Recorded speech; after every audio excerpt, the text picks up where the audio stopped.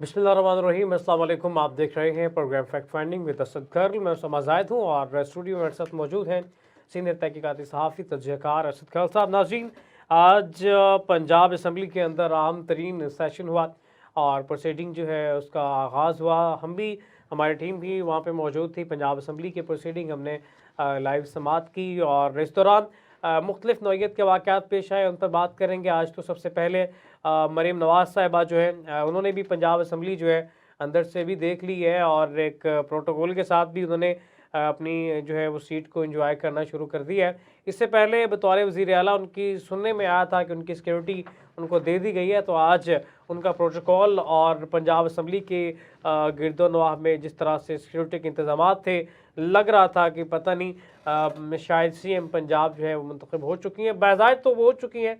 आज जिस तरह से मियां नवाज शरीफ की तस्वीर लेकर मुस्लिम लीग नून के अरकान असम्बली वहाँ पे पहुँचे और दूसरी जानब से तहरीक इंसाफ के जो हमायत याफ्ता थे, सुन्नी इत्तेहाद कौंसिल में शामिल जो नामजद जो हुए तहरीक इंसाफ की जानिब से थे अरकान असम्बली, उन्होंने भी शदीद नाराबाजी की है।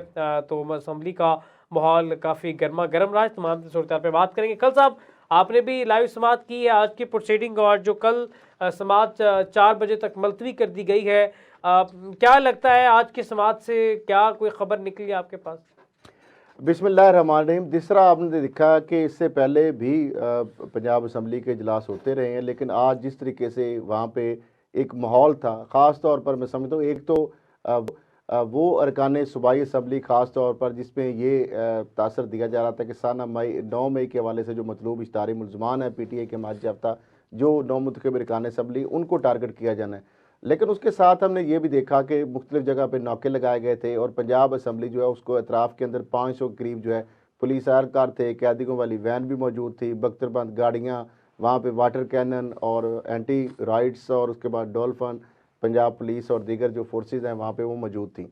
दूसरी जानब हमने ये भी देखा कि जो सहाफ़ियों के हवाले से भी आज एक नई चीज़ जो है देखने में आई कि पंजाब असम्बली के जो इजलास है उसकी प्रोसीडिंग के लिए भी सहाफ़ियों को एक तो रोका जा रहा था। एक नॉर्मल हम हमेशा पहले माल रोड का जो गेट है जहाँ से अरकान सूबाई असम्बली जाते थे उसी से सहाफ़ी भी दाखिल होते थे, क्योंकि सहाफ़ी तो एक सबको पता होता है वो सिक्योरिटी एहलकार जो ऑलमोस्ट जो पंजाब असम्बली के भी चूँकि वहाँ पे मौजूद होते हैं लोग, उसका अमला भी और साथ पुलिस वाले भी, तो वही होते हैं नॉर्मल, तो इसलिए वो एक फेमिलियर भी होते हैं फेसेस से भी और दूसरी तरफ से उनको पता अगर कोई पूछे भी तो बता देते हैं मीडिया से, या वो कार्ड अगर दिखाना हो तो वो भी दिखा देते हैं। लेकिन आज एक तो सहाफ़ियों को उधर से नहीं गुजरने दिया, कुछ देर तक सहाफ़ियों को रोका गया। उसके बाद पिछला जो है अकबी गेट जो है उससे फिर बिलाकर जो है सहाफ़ी वो अंदर दाखिल हो गए असम्बली के अहाता में, लेकिन जो प्रोसीडिंग जो है उसके अंदर भी बहुत कम जो है सहाफ़ी वो जा सके। और सिर्फ वजह शायद ये थी कि जो अंदर जो कार्रवाई हुई है वो आवाम तक ना पहुँच सके। आज अगर बात की जाए तो 300 टोटल 371 अगर अरकान है सूबाई असम्बली, जिसमें मखसूस ख़वातीन की नशिस्तें और उसके अंदर अक़लियती नशिस्तें भी अगर शामिल करें तो वो 371 बनती हैं। अगर जनरल नशिस्तों की बात करें तो 297 नशिस्तें बनती हैं।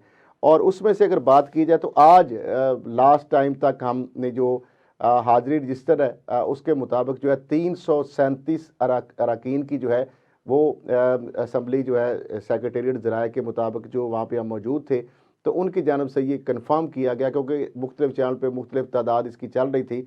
तो आखिरी वक्त तक तकरीबन कोई 6:30 बजे तक भी ये जो तादाद थी, मे भी उसके बाद अगर कोई हाज़री हो, तो जब तक हम वहाँ पे मौजूद थे आखिरी जो फिगर था 371 में से 337 जो अरकान है उन्होंने हलफ उठा लिया है। और उसके अंदर अगर बात की जाए तो उसके अंदर चूँकि ज़्यादा तादाद जो है डबल सेंचुरी के करीब तो है वो मुस्लिम लीग नून की है, क्योंकि उसमें आज़ाद कुछ लोग जो भाई मुंतखब हुए थे उसमें ज़्यादातर जो लोग हैं उन्होंने नून लीग ने दावा किया है कि उन्होंने भी जो है नून लीग को ज्वाइन किया है। और इसके साथ साथ PMLQ के भी हैं, फिर उसके बाद IPP के हैं, फिर उसके बाद TLP का एक मेंबर है और एक इस्तेकाम मुस्लिम लीग ज़िया जो है उसका भी एक सूबाई जो मेंबर है। और इसके साथ पाकिस्तान पीपल्स पार्टी के भी जो है अच्छा खल साहब, 10 हमजा शहबाज की जानिब से इस्तीफा दे दिया 13 गया है। ये इस्तीफे की क्या वजूहात हैं, कुछ सामने आई खबर? देखिए, वजूहात की बात नहीं है। देखिए, दो तरफ से एक तरफ से इस्तीफे आ रहे हैं और एक तरफ से हलफ उठाने से रोका जा रहा है। ये दोनों चीज़ों को मिला कर पढ़े। मामला ये है कि यहाँ पर चूंकि मरियम साहिबा अब वज़ीर आला बन गई हैं, तो हमजा शहबाज का पंजाब असम्बली में बतौर MPA बैठना, कि जो बंदा खुद MPA वज़ीर आला रह चुका हो और वो दोबारा भी उम्मीदवार हो वज़ीर आला का, लेकिन वो बजाय रुकने सूबाई असम्बली के तौर पर बैठे, तो ये एक दूसरी बात ये है कि कौमी असम्बली की जो सीटें हैं उस पर नंबर गेम्स का मसला है। यहाँ पे पंजाब में उनको इतना ज़्यादा नहीं है इस चीज़ का सामना, हुकूमत साजी के लिए कोई इस तरह प्रॉब्लम नहीं है, लेकिन कौमी असम्बली में जो है उनको काफ़ी ज़्यादा नंबर जो है उसकी ज़रूरत है। इसीलिए उन्होंने एक तरफ तो सूबाई असम्बली के अंदर भी सीटें जहाँ पे बढ़ेंगी, जैसे कि राना तनवीर हुसैन शेखुपुरा से जो उनका सूबाई हल्का है, उनको कहा गया है कि वो अपना जो है सूबाई जो सीट है वो छोड़ेंगे। इस तरीके से एहसन इकबाल साहब की जो सूबाई सीट है उनको सीट छोड़नी होगी। इस तरह से शहबाज शरीफ साहब जो है उनकी भी सूबाई भी सीट है एक, और इस तरह उनकी 2 कौमी असम्बली की सीटें हैं, एक लाहौर से और एक कसूर से। उसमें शायद वो अब कसूर वाली की बजाय मेरा ख्याल है शायद ये अभी तक तो यही इम्कान है कि शायद लाहौर वाली वो सीट छोड़ेंगे। मरियम नवाज साहिबा कौमी असम्बली की NA 119 जो है उस लाहौर वाली सीट जो है वो उनको अब छोड़ना पड़ेगी। और इसी तरीके से कुछ और भी जो लोग हैं जिनको कहा गया है कि सवाए मरियम नवाज साहिबा के जितने भी सीनियर जो लोग हैं जो कौमी असम्बली के साथ सूबाई असम्बली के मेंबर भी मुंतखब हुए हैं, तो उनको कहा गया कि आप सूबाई असम्बली की सीटें जो हैं वो खाली कर देंगे और कौमी असम्बली की सीटें आप रखेंगे, रिटेन करेंगे। मास वाइज के जिस तरह मरियम साहबा को छोड़नी पड़ रही है और शहबाज शरीफ साहब की चूँकि 2 सीटें हैं, तो इसलिए उनको एक तो छोड़नी पड़ेगी कौमी की भी सूबाई के साथ। तो इसी तरीके से अगर बात की जाए तो पीपल्स पार्टी की क़यादत जो है उन्होंने भी 3 सेनेटर्स जो हैं उनको हलफ उठाने से रोक दिया है। उसमें एक तो सैयद यूसुफ रज़ा गिलानी साहब जो हैं उनको हलफ उठाने से रोका है, और उसके साथ साथ दूसरे एक जो सिंध से है जिनका तल्लक है, 2 और भी सेनेटर्स उसमें हैं, जिसमें एक निसार खोड़ो साहब है और दूसरा सेनेटर जाम महताब देर जो है। तो अब जो महताब देर है उनको सिंध असम्बली की रुकनीत का हलफ उठाने से रोका है, और जो इस तरीके से सेनेटर निसार अहमद खोड़ो और सेनेटर जाम दोनों को, यानी इनको सिंध असम्बली की रुकनीत का जो हलफ उठाने से रोका है। उसकी वजह ये है कि अगर वो सिंध असम्बली के रुकन के तौर पर हलफ उठा लेंगे तो उनकी जो सेनेटर्स हैं सीटें जो हैं वो फिर खाली तस्वर होंगी। दूसरी जानब एक और भी इसके अंदर जो सेक्शन है उसमें ये भी है कि अगर आप मुंतखब हो जाते हैं, जिस तरह यूसुफ रज़ा गिलानी साहब अगर कौमी असम्बली के मुंतखब हो गए हैं रुकन, तो उसके बाद वो सेक्शन भी हम पढ़ देते कि उसके मुताबिक ये है कि वो जो सेक्शन है उसके मुताबिक आपकी सीट जो होती है वो खाली हो जाती है, जो पिछली सीट है, यानी फर्स्ट सीट जो है सेकंड सीट पे अगर आके आप कामयाब हो जाते हैं तो पहली आपकी सीट जो है वो, ये मैं आपको सेक्शन भी आइन का जो है आर्टिकल भी पढ़ के सुना देते हैं नाजरीन के लिए। ये 4 है इसका कि subject to class 2 if a member of either house or of a provincial, यानी सेनेट का कौमी या सूबाई असम्बली का अगर मेंबर होगा, becomes a candidate for a second seat, अगर वो दूसरी सीट पर का उम्मीदवार बन जाता है इन अकॉर्डेंस विद क्लास 1 के मुताबिक ही मे नॉट होल्ड, और वो जो है नई सीट कर सकता है hold with his first seat, उसके यानी साथ जो एक ही वक्त के अंदर वो 2 सीटें नहीं रख सकता, तो देन हिज फर्स्ट सीट जो है shall be become vacant as soon as he is elected to the second seat. तो लिहाजा जब वो सेकंड सीट से अगर इलेक्ट हो जाता है तो उसकी फर्स्ट सीट जो सीट है वो वेकेंट हो जाती है। तो अब मसला ये, एक तो गिलानी साहब जो है अब वो जो सेनेट का जो मार्च के अंदर जो इलेक्शन होगा उसमें दोबारा वो जो है सेनेटर जो है वो बनेंगे, और अभी फ़िलहाल जो है लगता ये है कि वो कौमी असम्बली का जो है उसका हलफ उठाने से शायद इस वजह से रोका जा रहा है क्योंकि चेयरमैन सेनेट का भी कभी इम्कान है कि उनके नाम कुरा निकलने का इम्कान है, क्योंकि स्पीकर कौमी असम्बली के वाले से नून लीग को अगर दी जाती है स्पीकरशिप तो फिर चेयरमैन सेनेट जो है वो उनके हिस्से में आएगा। तो उसके बाद अब देखते हैं कौमी असम्बली का अगर वो उठाते हैं हलफ तो फिर जो चेयरमैन सेनेट आगे जो इलेक्शन आ रहे हैं सेकंड टर्म के लिए उन्होंने सेनेटर बनना है, तो ये चीज़ें भी उसके अंदर जो है मुख्तलिफ चीज़ें हैं कानूनी और इस तरह की जो मुशकाफियाँ हैं, तो उस वजह से। और दूसरा अद्दी जो अपनी अक्सरियत और नंबर गेम को है, वो भी एक इम्पोर्टेंट मसला है। तो आज हमने देखा कि जिस तरीके से वहाँ पे सुन्नी इत्तेहाद कौंसिल के तकरीबन 100 से के 2-1 कम उनके लोग पहुँच गए, लेकिन जिस तरीके से वो पहुँचे, शेख इम्तियाज़ वहाँ पहुँचे, कसूर का एक MP आया, उसको जिस तरीके से उसकी तलाशी ली गई, जिस तरह भारी वहाँ पे पुलिस की नफरी थी, मुकम्मल तलाशी ली जा रही थी और वहाँ पे शोर मचाया गया। क्योंकि PTI जब ये सब्तान खान स्पीकर उन्होंने जब इफ्ताही इजलास की सदारत शुरू किया इजलास, तो उस पर PTI के जो हमायत याफ्ता जो सुन्नी इत्तेहाद कौंसिल में फ़िलहाल वो उन्होंने अपने आप को किया है, उनके साथ इलाक़ किया है। तो उनका ये कहना था कि जब तक ये मखसूस ख़वातीन की नशिस्तों के हवाले से और अक़लीती नशिस्तों के हवाले से नोटिफिकेशन नहीं हो जाता, उस वक्त इस इजलास की कार्रवाई जो है वो गैर कानूनी है, कोई आइनी इसकी हैसियत नहीं है। ताहम स्पीकर जो है उनको नून लीग की जानिब से ये बताया गया कि ऐसा कोई ऐसी प्रोविज़न मौजूद नहीं है। ये अरकान जो है आज इजलास है और ये हलफ उठाएंगे। तो बहरहाल साहब ने चूँकि हलफ उठा लिया और जब ये मामला हुआ तो इस पर मियाँ असलम इकबाल का भी जिक्र आया और उस पर कहा गया कि वो जो है उनकी जब राहदारी ज़मानत हाई कोर्ट पेशावर ले चुकी है, तो उनको गिरफ़्तार करने के पहले वहाँ पुलिस पहुँची और वहाँ पे उनको फिर पेशावर जो है में जो स्पीकर वहाँ पे सूबाई असम्बली हैं, उनकी रहायशगाह में पनाह लेना पड़ी और फिर खैबर पख्तूनख्वा पुलिस ने भी तावन नहीं किया। आज उन्होंने तौहीन अदालत की वहाँ पे जो है दरख्वास्त दी थी और गालबन ये कि इस तरह का भी सुना है कि फ़ैसला शायद आया जिसमें खैबर पख्तूनख्वा पुलिस जो है उसको ये कहा गया है कि पंजाब पुलिस ने अगर आपको मुदाखलत की है या इस ऑर्डर को इम्प्लीमेंट करने में, तो उनके खिलाफ भी कार्रवाई की जा सकती है। इस तरह का इंदिया दिया गया है। तो आज दूसरी जानब जो है आज हमने देखा कि जो आज़ाद अरकान थे और जो हमायत याफ्ता थे, उनको भी ये जो अभी तक भी अपनी तरफ माइल करने के लिए सिलसिला जारी था और शाम तक भी, दोपहर के बाद शाम तक भी कुछ लोग जो स्पीकर के उम्मीदवार हैं और कुछ लोग मुस्लिम लीग के सीनियर जो रहनुमा हैं, पार्लियामेंटेरियन हैं, जो नामुंतखब रुकन असम्बली भी मुंतखब हुए हैं, वो कुछ लोगों को कोशिश कर रहे थे कि किस तरीके से घेर घार के उनको किसी होटल में ले जाके और किस तरीके से उनको अपनी तरफ राग़ब करने के लिए। तो ये सिलसिला जो है शाम तक चलता रहा जब तक हम वहाँ पे मौजूद थे। बहरहाल आज हमने ये देखा है कि इस तरह तो मेरा ख्याल है कि आमरीत के दौर में भी कदगने नहीं होती मीडिया पर, जिस तरह आज हमने देखी असम्बली के अंदर, पता नहीं क्या कोई अजीब सा सूरत हाल। फिर उसके बाद नामजद वज़ीर आला जो मरियम साहिबा हैं, उन्होंने आज चीफ सेक्रेटरी से ब्रीफिंग ली। IG जो है उनसे मुलाकात उन्होंने भी की उनको, और उसके साथ साथ मुख्तलिफ जो महकमों के सूबाई सेक्रेटरीज़ हैं वो भी आके उन्होंने अपनी जो है ब्रीफिंग दी अपने महकमों के बारे में। तो आज ऐसे लग रहा था जैसे कि बाकायदा वो चाहे चीफ मिनिस्टर नामजद हो चुकी हैं और सारे महकमे उनको रिपोर्ट करना शुरू कर चुके हैं। और जिस तरीके से उनका प्रोटोकॉल था, जिस तरह भी उसामा ने बताया है, उससे भी ये लग रहा था कि इतना तो प्रोटोकॉल जो नामजद या इलेक्टेड जो वज़ीर आला शायद उसका भी नहीं होता, लेकिन उससे ज़्यादा हमें चीज़ें ये नज़र आई हैं। गैर मामूली तौर पर उनका प्रोटोकॉल और जो वहाँ पे सिक्योरिटी के जो इंतजाम किए गए थे वो इस तरह चीज़ें। अच्छा, एक बड़ी अजीबोगरीब सूरत हाल देखी है जब तहरीक इंसाफ के हमायत याफ्ता सुन्नी इत्तेहाद कौंसिल के अरकान जो है नाराबाजी कर रहे थे, तो मरीम नवाज़ को ख़ास विर्द कर रही थी।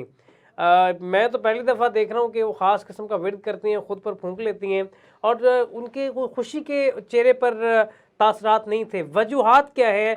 अभी तक खुश नहीं है पंजाब की इतनी ज़्यादा एक मखसूस किस्म की देखिए अब ऐसे मदद भी मिली उन्हें। देखिए इस तरह की चीज़ों से मेरा ख्याल हमें ग्रेज ही करना चाहिए। कोई अगर पढ़ता है या कोई चीज़ करता है, अल्लाह का नाम लेता है, तो किसी की सिर्फ खुशी होनी ये चाहिए ना, अल्लाह गायब है। का उसका मामला है। अब हम किसी के दिलों के भेद तो नहीं जानते ना, इस तरह की बात तो हम अजम्पशन पे तो बात नहीं कर सकते। बहरहाल जाहिर बात है खुशी उनकी दीदनी थी, उनके लिए एक बड़ा यानी बड़ा सूबा है, पहली पाकिस्तान की या किसी सूबे की एक वज़ीर आला को उनको एक ओहदा मिला है। और जिस तरीके से मिला है, जाहिर बात है शरीफ ख़ानदान के अंदर ही ओहदे सारे जो उनकी एक रवायत है उसको उन्होंने बरकरार रखा है कि ऊपर जो है उनके चचा हैं शरीफ ख़ानदान से ही, वो भी हैं वज़ीर आज़म और वज़ीर आला मरियम साहिबा हैं। अगर नवाज शरीफ भी बन जाते तो फिर भी मेरा ख्याल है मरियम साहिबा के अलावा किसी और के नाम पूरा निकलना मुश्किल ही था। तो चले शायद वो बाप बेटी की बजाय चचा भतीजी हो गए। तो मामला यही फ़र्क है कि पीपल्स पार्टी और नून लीग की थोड़ा सियासत में अगर इस हवाले से देखा जाए, इस तरह PTI की या नून लीग की सियासत में। वहाँ पे इस तरह मरूसियत या वरासत जो है, अब देखें वहाँ पे मुख्तलिफ लोगों को अहदे दिए जाते हैं। गिलानी को वज़ीर आज़म बनाया गया, उसको स्पीकर बनाया गया, राजा परवेज़ अशरफ को स्पीकर बनाया गया, उनको वज़ीर आज़म बनाया गया। और इस तरह से आप देखें मुसलसल यानी वहाँ पे सिंध के अंदर भी आप देख लें कि भुट्टो ख़ानदान से या जरदारी ख़ानदान से वज़ीर आला, हालांकि इस दफ़ा भी नाम तो चला मुराद अली शाह का नाम दे दिया। फरियाल तालपुर साहिबा का, लेकिन अपने घर में उन्होंने यही कहा कि ये फिर हमारे और शरीफ ख़ानदान में क्या फ़र्क रह जाएगा। तो बहरहाल अब चैलेंजेस बहुत ज़्यादा है। मैं फिर कल भी हमने कहा था कि ये बेसिकली फूलों का सेज नहीं है, ये कांटों का बिस्तर है। और बहरहाल अभी जो वादे और उन्होंने दावे तो बड़े किए हैं, 60 लाख तक जो पैक्स हैं, फूड पैक्स, वो भी तैयार किए जा रहे हैं। और उस हवाले से अभी से जो है शुरू हो गई है तैयारियां उसकी। अच्छा, बिलावल साहब अभी से चेतावनी दे रहे हैं, वो कह रहे हैं कि सिंध हुकूमत की जो कारकर्दगी है वो तमाम सूबों और वफाक से बेहतर होगी। इससे पहले भी उनकी एक बयान बड़ा हमारे सामने आया कि जब बारिश आता है तो पानी आता है, जब ज़्यादा बारिश आता है तो ज़्यादा पानी आता है। वो भी कारकर्दगी देखिए, किस तरीके अब से थोड़ा शामिल सा है? जो इसमें हमें देखना ये होगा कि बेसिकली अब जो कंपैरिजन होगा ना, वो होगा सिंध वर्सेस पंजाब हुकूमत का कंपैरिजन। क्योंकि जो वफाकी हुकूमत है वो एक साइड पे हो जाएगी, क्योंकि वफाक की हुकूमत जो है वो नून लीग के खाते में पड़ेगी, बावजूद इसके कि आईनी ओहदे भी पीपल्स पार्टी ले रही है। लेकिन जो भी डिस्क्रेडिट होगा, जो नेगेटिव होगी बातें, वो सारी पीपल्स पार्टी कहे जी हम तो हुकूमत में हिस्सा नहीं है, तो लिहाजा ये नून लीग को पूछे।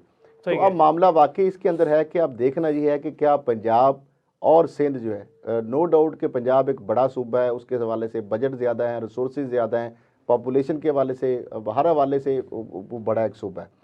लेकिन सिंध जो है मुसलसल 15 साल से अभी इससे पहले भी मुख्तलिफ अदवार में पीपल्स पार्टी की हुकूमतें रही हैं, लेकिन उसकी हालत-ए-ज़ार तो नहीं बदली। और यही ताना दिया जाता है कि क्या आप पंजाब में आके, लाहौर में आके ये कह सकते हैं कि हम लाहौर को कराची बनाएंगे या पंजाब को सिंध बनाएंगे।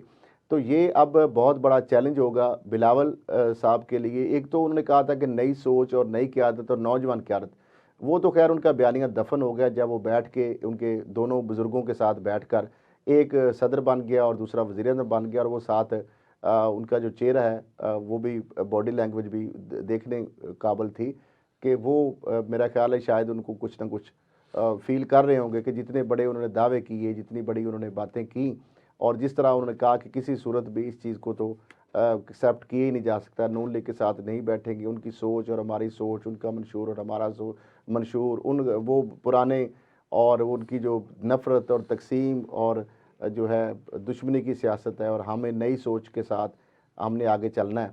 तो वो नई सोच जो है वो तो दफन होगी उसी दिन जब उनके वालिद जो है वो बुज़ुर्ग जो हैं वो बन गए सदर मुल्कत के उम्मीदवार मुश्तरका, और दूसरी जानब शहबाज शरीफ साहब जो बुज़ुर्ग हैं दूसरे, वो जो है वो बन गए। अब उसके साथ अगर बात की जाए तो बिलावल भुट्टो ज़रदारी साहब की जो बात कंपैरिजन किया जाता है कि वो जी पहली पाकिस्तान की खतून वज़ीर आज़म थी, मुस्लिम वर्ल्ड की पहली खतून, और कम उम्र तरीन थी, उनकी उम्र तो 35 साल थी, ठीक है। तो लेकिन मसला ये है कि नौजवान क़यादत तो कहीं हमें नज़र नहीं आ रही, ना को पंजाब में नज़र आ रही है, ना को हमें सिंध के अंदर नज़र आ रही है, ना हमें वफाक में नज़र आ रही है। तो बिलावल भुट्टो ज़रदारी साहब का जो नज़रिया था, और वो तो बिल्कुल मेरा ख्याल है कि कहीं गुम ही हो गया। अच्छा, इसके बावजूद जो है पीपल्स पार्टी की नैरेटिव बनाने की कोशिश कर रही है। वो चाहते हैं कि कुछ ना कुछ बयानियाँ लेकर हम जो है आवाम का जो है तवज्जो है अपनी तरफ जो माइल कर सके। अब वो कहते हैं कि पीटीआई भी चाहती है कि मुल्की मईशत तबाह हो जाए, क्योंकि इससे पहले इमरान खान की जानिब से ये कहा गया कि हम IMF को ख़त लिखेंगे। लिखा नहीं है, ये तरीके इंसाफ के कायद ने वजाहत कर दी है कि अभी लिखा नहीं है, सिर्फ इस हवाले से उन्होंने बयान दिया है कि लिखेंगे। लेकिन एक बयान भी एक तासुर गलत दे सकता है। देखिए, एक बयान भी जब आता है तो उसका आपको पता है कि उसके रिपरकशंस होते हैं, और उसका जो मनफी जो असरात होते हैं वो उस मुल्क के ऊपर, उस रियासत के ऊपर, वो उसके यकीनी तौर पर आते हैं, और वो इदारे उस चीज़ को एक्सप्लॉइट करते हैं, उस चीज़ के ऊपर आके उन मुल्कों को ब्लैकमेल भी करते हैं और उनकी क़यादत को भी ब्लैकमेल करते हैं। दूसरी जानब अगर बात की जाए तो बानी PTI के हवाले से जो हमजा शहबाज है, उनकी जानब से भी यही बयान आया कि वो जड़ें खोखली कर रहे हैं मुल्क के हवाले से। आज मलिक अहमद खान वान जो नामजद स्पीकर हैं पंजाब असम्बली, उनके हवाले से उनको जब सवाल किया गया तो उन्होंने कहा जी वो लोग जो कि फसाद बर्पा करना चाहते हैं और वो बैठने के लिए किसी के साथ तैयार ही नहीं है, तो उनके साथ किस तरीके से बात की जा सकती है, कैसे बैठा जा सकता है। तो मामला ये भी है। फिर मियां असलम इकबाल के हवाले से आज सारा दिन जो है चाय मंगोइयाँ चलती रहीं कि वो जो है किस रूप में आएंगे, कैसे आएंगे। पुलिस वाले अलर्ट खड़े रहे। डीआईजी साहब जो अली नासर रिजवी साहब ऑपरेशन, वो भी वहाँ पे मौजूद थे। तो काफ़ी बड़ी नफरी वहाँ पे मौजूद थी। तो अब उसामा कह रहे हैं कि मुझे तो, मेरे सामने तो ऐसी कोई चीज़ नहीं हुई क्योंकि मैं अंदर था, और ये इनके सामने शायद असम्बली के गेट पे कहते हैं इस तरह का शायद कोई वाक़या रूनमा हुआ है। तो वो यही बता सकते हैं कि किस तरह का बिल्कुल। मेन जो गेट नंबर 4 है उस पर जहाँ मीडिया की गाड़ियाँ खड़ी थी, तो हम जैसे बाहर निकले हैं तो शोर बरपा हुआ है कि जी मियां असलम इकबाल साहब आ गए। तो वहाँ पे लोगों का रश लग गया, मीडिया नुमाइंदगान का रश लग गया, पुलिस की नफरी जमा होनी शुरू हो गई है। तो वहाँ पे फिर एकदम से पुलिस ने हटाया है, सभी को, साफियों को पीछे किया है, आवाम को पीछे किया है। उसके बाद हमें वहाँ पे ना काफ़ी पीछे रोक दिया कि हमें तो गेट से बाहर निकले नहीं दिया गया। हम देख रहे थे, रश को देख रहे थे। तो बाद में बताया गया कि जी मोटरसाइकिल पे शेव की हुई है मियां असलम साहब अपने पुराने रूप में यहाँ पे आए हैं, और बाद में ये भी समझ में बाद में खबर चली है कि उन्हें गिरफ्तार कर लिया गया मियां असलम इकबाल साहब हिरासत में लेने का वर्ड हम इस्तेमाल कर सकते हिरासत हैं। में ले लिया गया। और वो भी इतलात है कि हमारे पास कंफर्मेशन नहीं है, क्योंकि पुलिस कंफर्मेशन की नहीं, जानब से अभी कोई इसकी कंफर्म इस नहीं वाले किया से गया। कंफर्म नहीं किया और गया। ये भी कि वो है या उनसे मिलती जुलती कुछ शक्ल है, क्योंकि एक हाइप क्रिएट हुई थी। क्योंकि जब ये, हाँ, जब ये लास्ट वक्फे से पहले, जब जुमा का वक्फा हुआ, उससे पहले जो कि बहुत ज़्यादा शोर मचाया गया कि उनको नामजद वज़ीर आला और उनको राहदारी की ज़मानत भी है तो उनको हाउस में आने दिया जाए। तो उस पर स्पीकर साहब ने कहा कि बिल्कुल इस पर हवाले से हम पुलिस से रिपोर्ट मंगवा लेते हैं। तो वो खैर रिपोर्ट तो दोबारा जब वापस आए हैं जुमे के वक्फे के बाद 45 मिनट के बाद, ना रिपोर्ट हमें नज़र आई है कहीं, तो ना कोई ऐसा कोई बात में कोई मामला ही ज़ेर बहस आया है। हाँ। उसके बाद तो फिर वो हलफ सारों ने यानी अपने जो है रुकनीत का लिया अच्छा, है। दूसरा और पंजाब साथ असेंबली का साथ जो स्पीकर और डिप्टी स्पीकर के हवाले से मलक अहमद खान अवान जो है स्पीकर के लिए, और इस तरह मलक जो सॉरी ज़हीर अहमद चन्नड़ जो है वो उनकी जानब से, और दूसरा कल इजलास जो है वो डिप्टी 4 स्पीकर बजे के तक तौर पर। मुलतवी किया हाँ गया जी। है। तो स्पीकर और डिप्टी स्पीकर के इंतखाबात जो कल होगा, तो मुमकिन तौर पे तो फिर नज़र आ रहा है कि मलक अहमद खान साहब का पलड़ा भारी है, क्या कहेंगे? और देखिए अभी तक जिस तरह मैंने बताया कि अब तकरीबन 200 के करीब नंबर उनका, जो उनके साथ इत्तेहादी जो हुकूमती पार्टियाँ हैं वो उनके लोग भी मिला दिए जाएँ, आज़ाद भी मिला लिए जाएँ।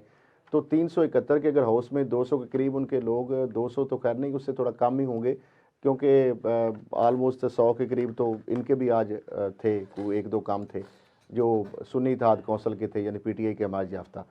तो इस तरह बहरहाल फिर भी जो है उनके 200 जो है के करीब तो है, मेरा ख्याल है नून लीग के जो है उससे बल्कि ज़्यादा ही वो दावा कर रहे हैं।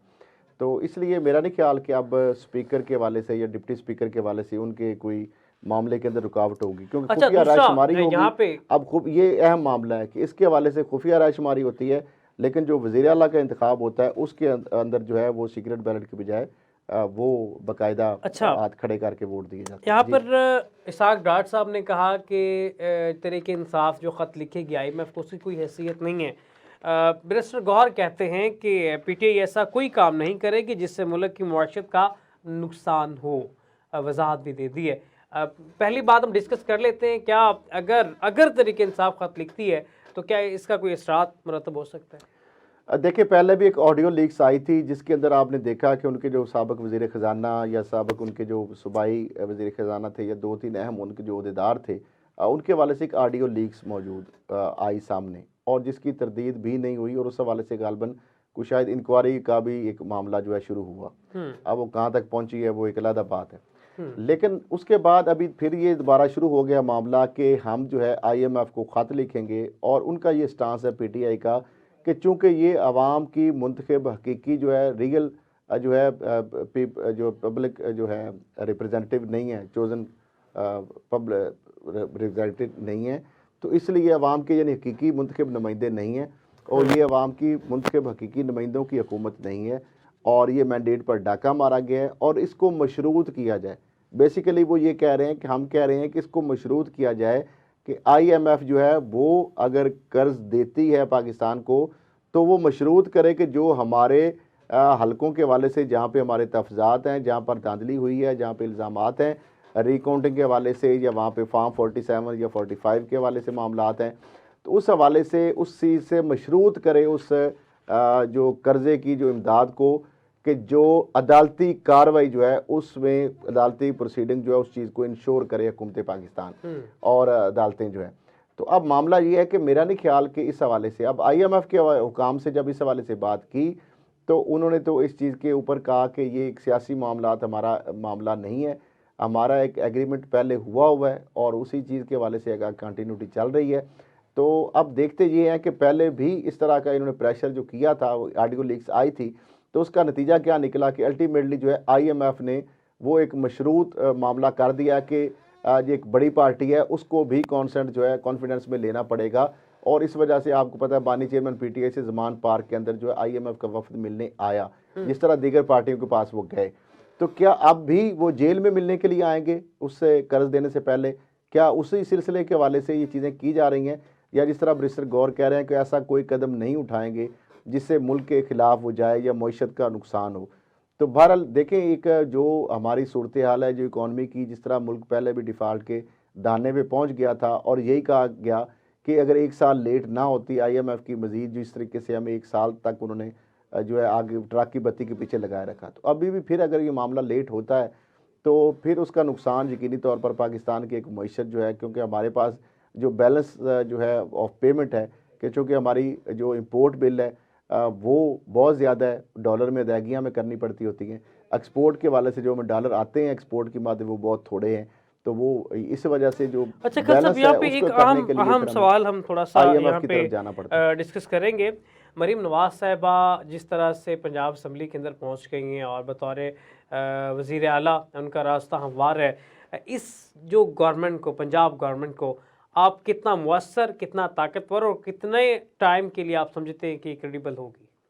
देखिए, टाइमलाइन तो अभी मेरा ख्याल है, पहले तो हुकूमत अभी उनकी बनी नहीं, तो अभी से हम तारीखें देने शुरू कर दें, मेरा ख्याल है ये ज़्यादती है। अभी उनको मौका मिलना चाहिए और ज़ाहिर बात है उनके पास एक नंबर है। अब अगर किसी के तहफ़्ज़ात हैं तो वो उसके लिए पूरे फॉर्म मौजूद हैं, लेकिन जब तक उनके पास नंबर है हुकूमत तो उन्होंने नहीं बनानी है।